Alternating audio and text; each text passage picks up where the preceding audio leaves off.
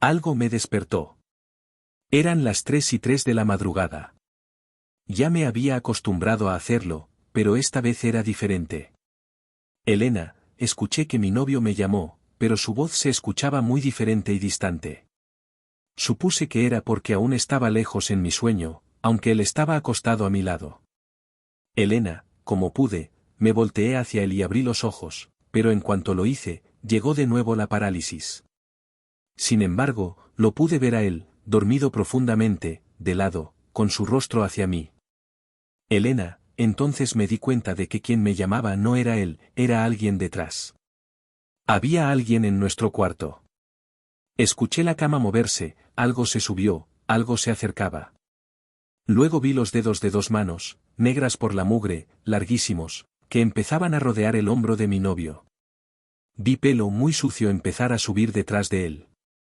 Había alguien en la cama, apareciendo detrás de él, dejándose ver.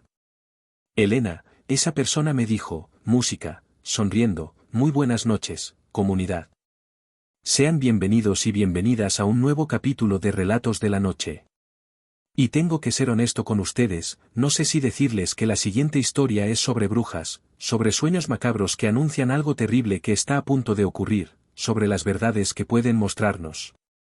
Quizás esta historia es sobre una persona enferma y aterradora que busca las puertas de las casas vecinas, esperando encontrarse una abierta para entrar. No sé, la verdad es que no sé cuál es la verdad detrás de lo que están a punto de escuchar. Solo les pido que lo hagan con prudencia, sin jugar, sin dejar de tomárselo en serio, pues ya lo saben, nunca saben que pueden estar llamando al escuchar historias como esta.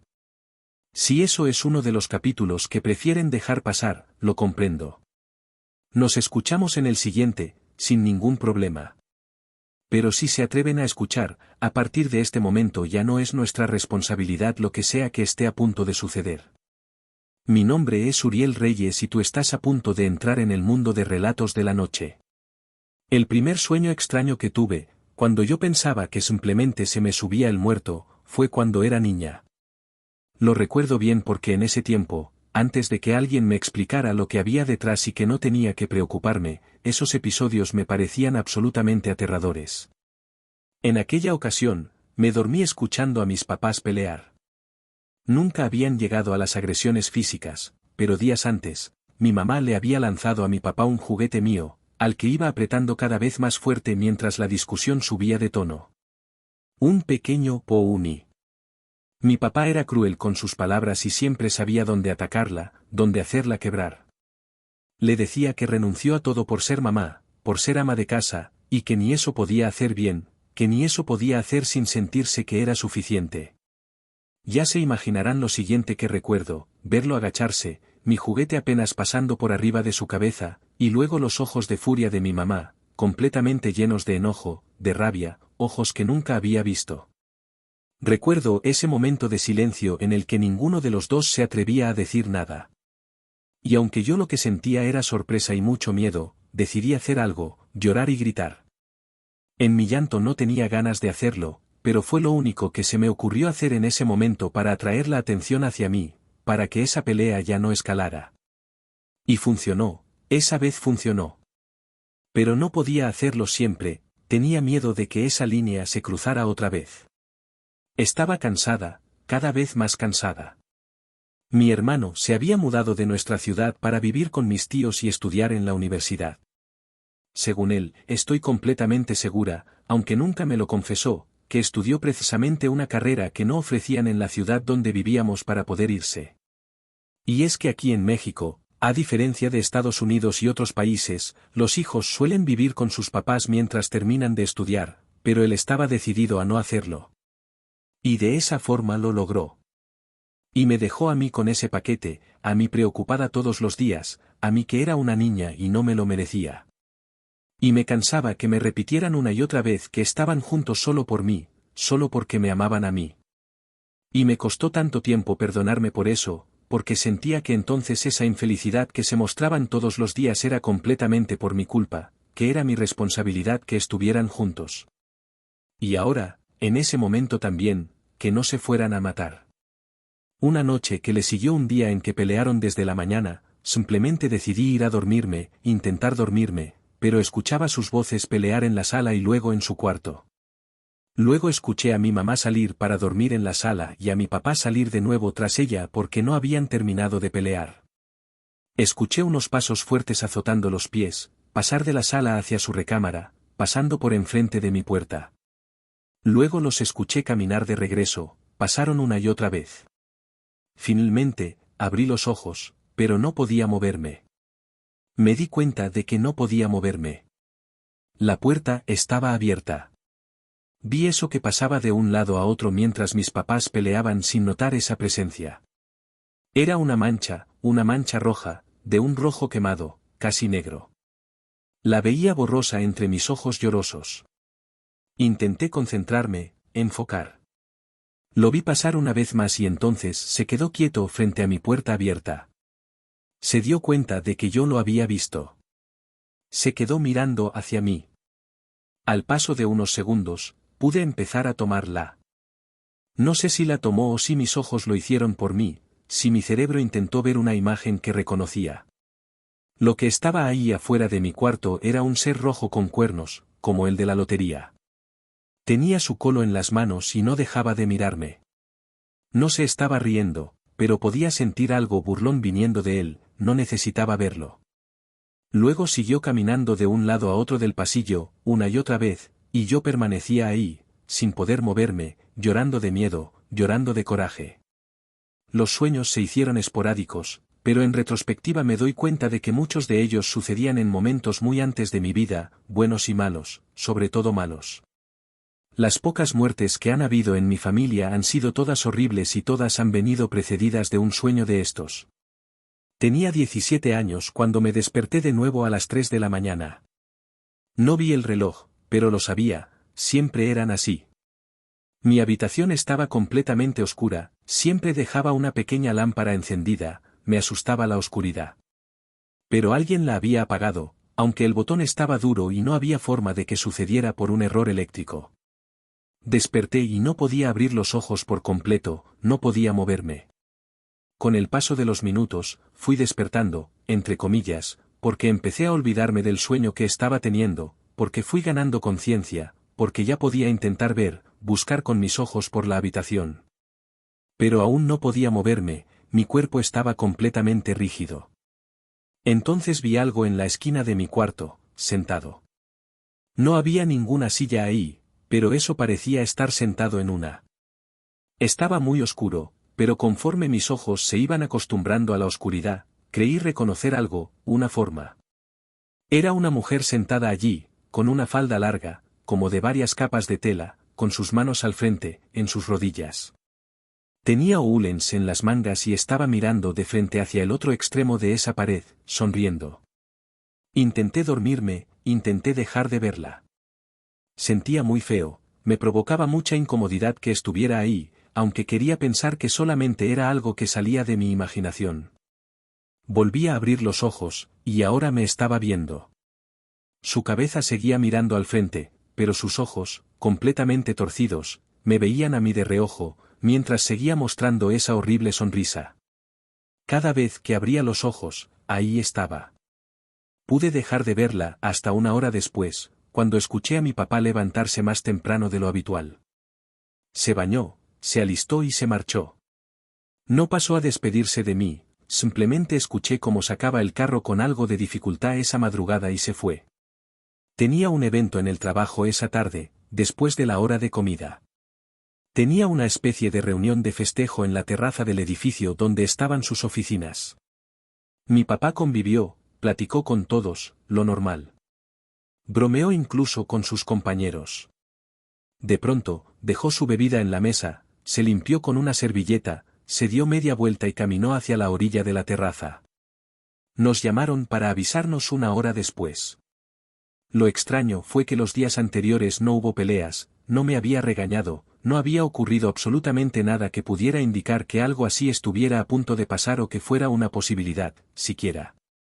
Yo jamás me imaginé a mi papá como alguien que pudiera hacerse daño, y esas últimas semanas incluso había cierta calma en casa. Mi mamá dijo después que tal vez eso había sido el ojo del huracán. Tuve otro sueño de esos en la otra noche que marcó mi vida para siempre. Aún vivía con mi mamá, pero ya no estaba. Estaba celebrando el aniversario 25, me parece, de bodas de su mejor amiga. Me había insistido en que fuera, en que me haría bien, en que Julia, la hija de su amiga, quería reconectar conmigo, ser amigas como cuando éramos niñas. Pero la verdad es que la gente fresa a mí me da una pereza espantosa, por eso decidí quedarme en casa. Cuando dieron las 3 de la mañana, abrí los ojos, escuché que mi mamá llegaba a casa. Caminó hasta la puerta de mi habitación, la abrió. Fingí estar dormida para que no me hablara, pero escuché como ella simplemente entró y se metió debajo de mi cama. Aquí estoy, aquí abajo. No me vayas a ver, no me vayas a ver, no me vayas a ver, por favor. La voz era la de mi mamá y a la vez era una voz distinta. Nunca me había sentido así. Tenía mucho miedo, pero el que me dijera eso me hizo sentir que tenía que ver, que tenía que asomarme debajo de la cama. Había algo que no querían que viera, algo que tenía que ver. Luego me di cuenta de que de pronto pude moverme. Lo más que llegué fue a asomarme un poco desde arriba de la cama, pero no me atreví a bajarme. Me quedé dormida, como siempre que esto ocurría, sin atreverme a salir corriendo. Por la mañana recibimos una llamada. Era la novia de mi hermano. Nos dijo que estaban en una fiesta en la madrugada, que él salió a fumar. Cuando llegó un coche negro con vidrios polarizados, ni ella ni las personas a su alrededor lograban ver hacia dentro. Solo vieron que el auto se detuvo al lado de mi hermano, que alguien bajó la ventana y habló con él. Mi hermano volteó hacia ellos, hacia su novia, le dijo adiós con la mano y subió al coche. Esa fue la última vez que lo vio.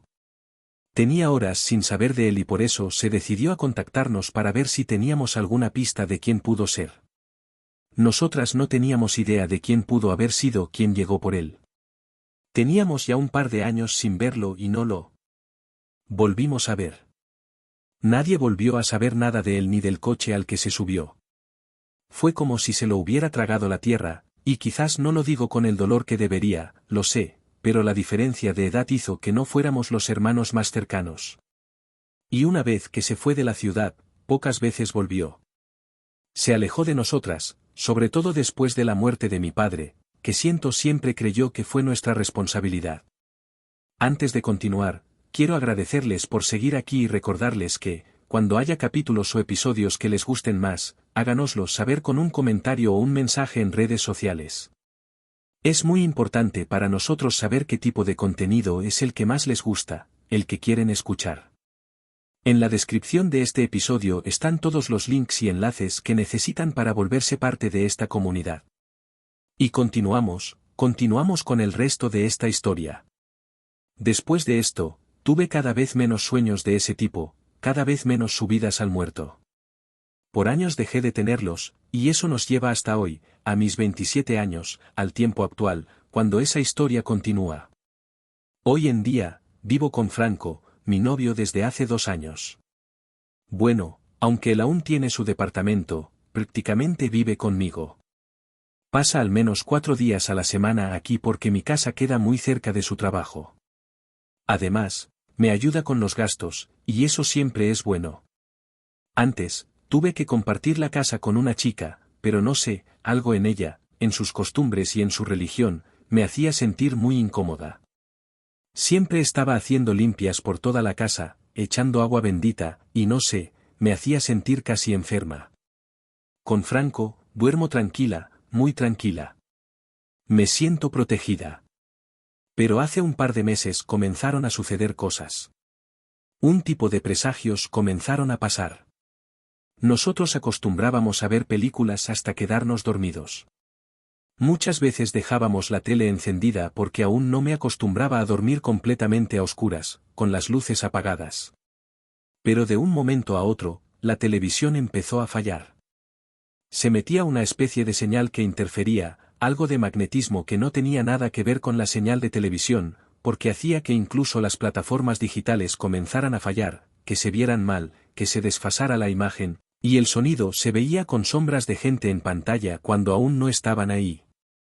Como eso sucedía en todas las plataformas, en la televisión y en el cable, nos dimos por vencidos y empezamos a dormirnos temprano.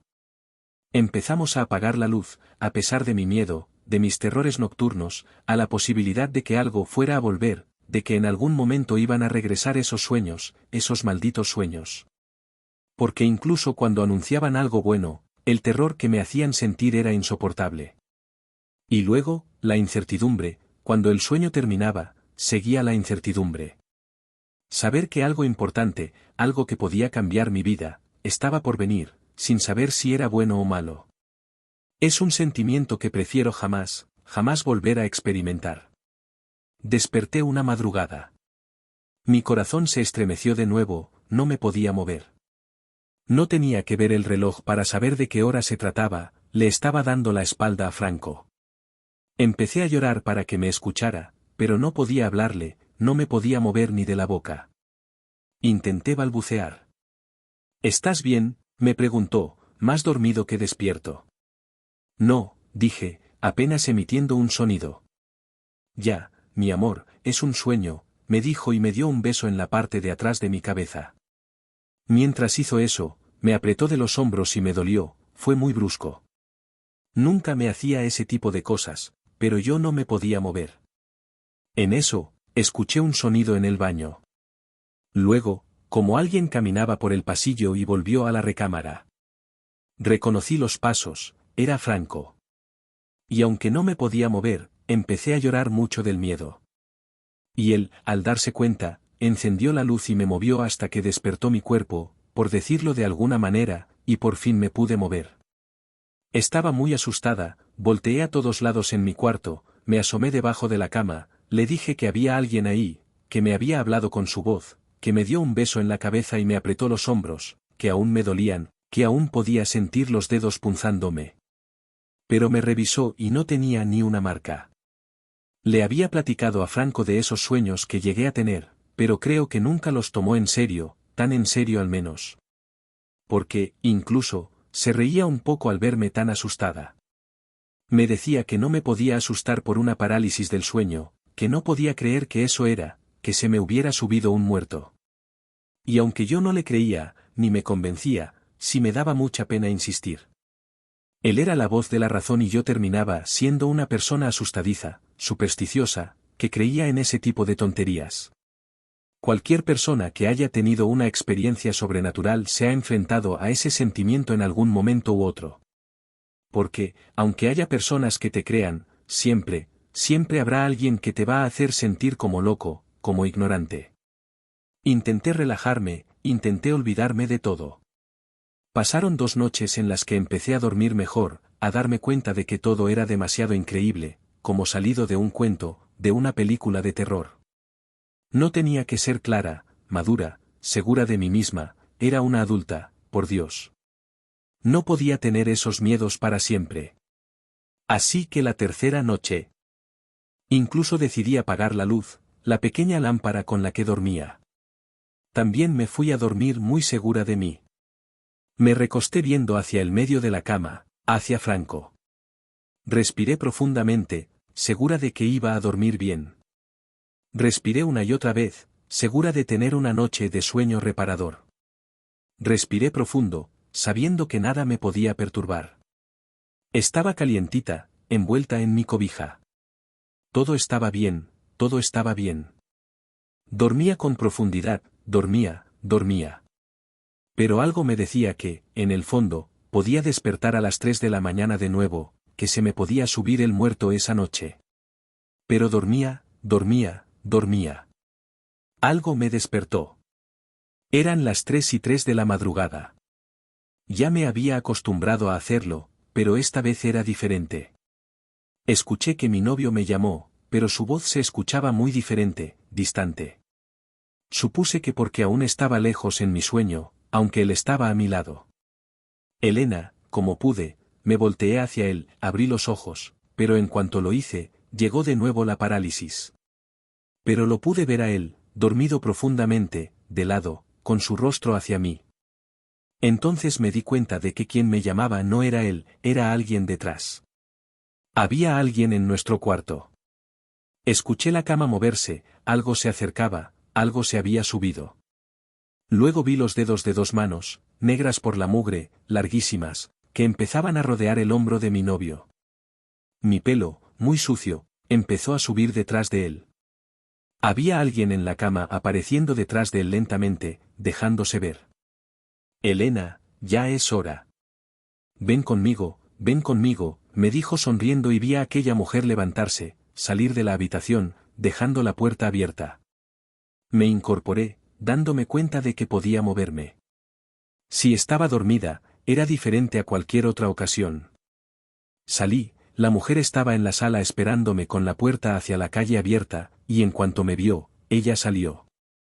Intenté alcanzarla, ir tras ella, pero cuando llegué a la puerta había muchas mujeres allá afuera, unas 6 o 7, paradas en el patio. Todas me llamaban con sus manos, todas me llamaban por mi nombre. Sus caras eran sonrientes, amables, me hacían sentir querida, me hacían sentir parte de ellas. Me hablaban con sus manos, y la calle estaba llena de gente también, de muchas mujeres. Pero entre ellas había algunos hombres, 3 o 4, y tenían cuernitos muy pequeños, cuernitos que les salían de la frente. Simplemente estaban parados ahí con ellas, y me empezaban a hablar también. Ven, Elena, ven. Ya es hora, ya es hora. Ven. Ya es hora, ya es hora. Lo siguiente que recuerdo es a Franco abrazándome en la cama. Yo no dejaba de llorar, estaba sudando, y él también lloraba, él también estaba empapado en sudor. Le pregunté qué pasaba, y él solo me decía que todo estaba bien, que ya todo estaba bien, que ya me creía todo, que me iba a cuidar, que nunca me iba a dejar sola.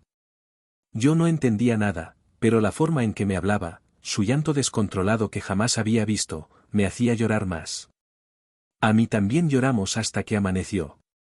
Por petición de Franco, llamamos a mi mamá, le dijimos que si podíamos ir a visitarla. Mi mamá ya tenía algunos meses viviendo con mi bisabuela en su pueblo. Ya está muy viejita, muy cansada, y la tienen que ayudar todo el tiempo. Cuando se lo dijimos, mi mamá se puso muy contenta. Tenía tiempo diciéndome que fuera, que nunca sabía cuándo sería la última vez que podría ir a platicar con la bisabuela, que la aprovechara, que charlara con ella. Yo estaba muy mal físicamente, de ese último sueño me había enfermado, me tenía muy débil, pero Franco me dijo que él me acompañaría, y eso me dio ánimo para intentarlo. Además, quería alejarme de mi casa. Cuando veía por la ventana, volvía a ver en mi mente, en mis recuerdos, aquellas mujeres allá afuera, y a pesar de las sonrisas, a pesar de lo amables, me daban mucho miedo. Manejamos hacia el pueblo y lo que debieron ser poco más de un par de horas se convirtieron en 8. Un accidente a mitad del camino y la lluvia hicieron que nos quedáramos prácticamente parados en buena parte del trayecto. Yo intento siempre ser buena copiloto, platicar, poner música, pero estaba tan cansada que en una oportunidad me pasé al asiento de atrás y me acosté para dormir 5 minutos. Y bueno, el pobre de Franco siguió manejando sin más compañía que el navegador. Nunca había ido para allá, pero logró llegar, incluso con las calles confusas, entrando a él, incluso con la lluvia, como si fuera una niña chiquita. Al llegar, decidieron no despertarme. Tengo el sueño pesado, pero no tanto. Me parece raro que me haya podido cargar para dejarme en el cuarto de mi mamá, donde ella dormía, que había arreglado para nosotros. Me quedé bien dormida hasta las 9 o 9:30 de la noche, cuando las voces y risas de varias señoras me llamaron la atención. Mi mamá y la bisabuela se reían también con una plática que parecía estar muy divertida. Escuchaba al fondo la voz de Franco platicando y riendo. Tenían una reunión, así que me levanté, me miré al espejo, me acomodé el cabello y salí para saludar, apenada por no haberme dado cuenta ni de a qué hora habíamos llegado. Cuando salí, me quedé como congelada. La casa estaba llena de señoras, y reconocía, sin lugar a dudas, sin la menor de las dudas, prácticamente la mitad de ellas eran las señoras que estaban en mi patio, las que estaban en la calle, en mi casa, en mi sueño, las que me llamaban. Me saludaron ahora de la manera más casual, como si jamás me hubieran visto, y es que quizás fue así, no lo sé. Me parece muy raro. Han escuchado que no podemos soñar con un rostro que no hayamos visto antes, que nuestro cerebro no puede crear un rostro de la nada y que, por eso, todos los que aparecen en los sueños, al fondo, como extras, por llamarlos de algún modo, son personas que hemos visto en algún punto de nuestras vidas. Aunque simplemente nos los hayamos cruzado en la calle. Yo estaba segura de nunca haber visto a esas mujeres, completamente segura, pero aún así, eran ellas con las que había soñado. Mi mamá notó mi incomodidad e inventó una excusa para terminar rápido la reunión, para que ya se fueran. Mi bisabuela no notó nada. Fue muy difícil intentar explicarles a mi mamá y a Franco el porqué de mi comportamiento, decirles que algunas de esas mujeres que estaban ahí eran las que estaban en mi sueño, pero mi mamá me dijo algo con una cara algo preocupada. Ella no quería meterse mucho en el tema, pero sabía que algunas de ellas sí eran algo brujas, que se dedicaban a hacer trabajos, que salían por las noches a la sierra, que andaban en el panteón, aunque ella creía que solo eran cuentos que engañaban a la gente. Ya no pude durar mucho tiempo ahí porque ahora me sentía físicamente amenazada. Cada noche sentía que iban a volver, pero tuvieron la decencia de no regresar mientras yo estaba. Esto me lleva a lo último que ha sucedido en mi historia, algo que pasó hace apenas unos días. Una vez más, algo me despertó, pero no eran las 3 de la mañana.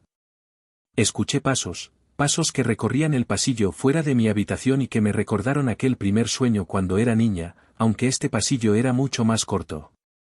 Le hablé a Franco, le dije que había alguien afuera, lo vi, lo sacudí, le di un pequeño golpe y no despertaba.